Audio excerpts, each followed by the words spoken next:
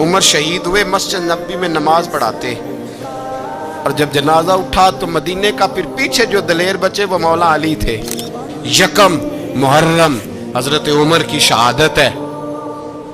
یہودی بول اٹھا، کافر بول اٹھا، اگر 6 مہینے عمر دنیا میں اور رہتے تو دنیا میں کوئی کافر موجود نہ ہوتا۔ 6 مہینے، اور جب اس بطل جلیل کا جنازہ اٹھا، اللہ بخاری پڑھیے نا، اللہم ارزقنا شہادتا فی سبیلک، اللہ بسترے کی موت نہ دینا، شہادت کی دینا۔ عمر شہید ہوئے، مسجد نبوی میں نماز پڑھاتے، اور جب جنازہ اٹھا تو مدینے کا پھر پیچھے جو دلیر بچے وہ مولا علی تھے۔ مولا علی، جناب عمر کا جنازہ اٹھا تو سب سے پہلی ہائے جو نکلی وہ حضرت علی کی زبان سے نکلی، اور حضرت علی کی ساری داڑھی آنسوؤں سے بھر گئی۔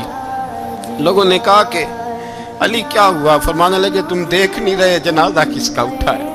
پلٹ کے دیکھو تو صحیح، تم پتہ نہیں یہ کون گیا ہے؟ کہ حضور کیا ہوا؟ آپ فرمانے لگے عمر اس طرح کے کام کر کے گیا ہے، اب ان کے رستوں پہ کون چلے گا؟ کون اس کے جگر راہ وفا میں نقش ایسے چھوڑ آیا ہوں، میں جس منزل سے گزرا ہوں وہ اب تک یاد کرتی ہے۔ حضرت علی حضرت عمر کے جنازے پہ کھڑے ہو کے کہتے ہیں اللہ مجھے اس طرح کے عمل کرنے کی توفیق دے جس طرح کے عمر کر کے گیا۔ میرے بھائی، بطل عزیز، بطل حریت حضرت عمر رضی اللہ تعالیٰ عنہ، جو اپنی زندگی انقلاب والی گزار کے گئے۔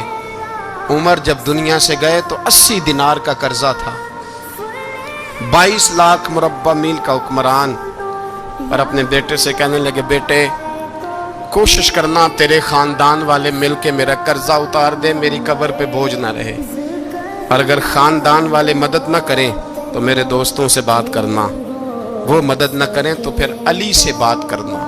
ان کا پیار آپس میں اتنا، اور تو اختلاف ثابت کر رہا ہے۔ 80 دینار کا قرضہ چھوڑ کر حضرت عمر دنیا سے گئے، اور جاتی دفعہ کہہ گئے میرے بعد میرے بچوں کو حکومت کے مشورے میں بھی شامل نہ کرنا، حکومت کے مشورے میں بھی میری اولاد شامل نہ ہو۔ اتنا بڑا شخص اتنا بڑا رنگ دے کے یکم محرم کو جب عمر فاروق کا وصال ہوا تو بیٹے سے کہنے لگے اماں عائشہ سے جا کے کہو میرا بھی نبی پاک کے روزے میں دفن ہونے کو دل کرتا ہے۔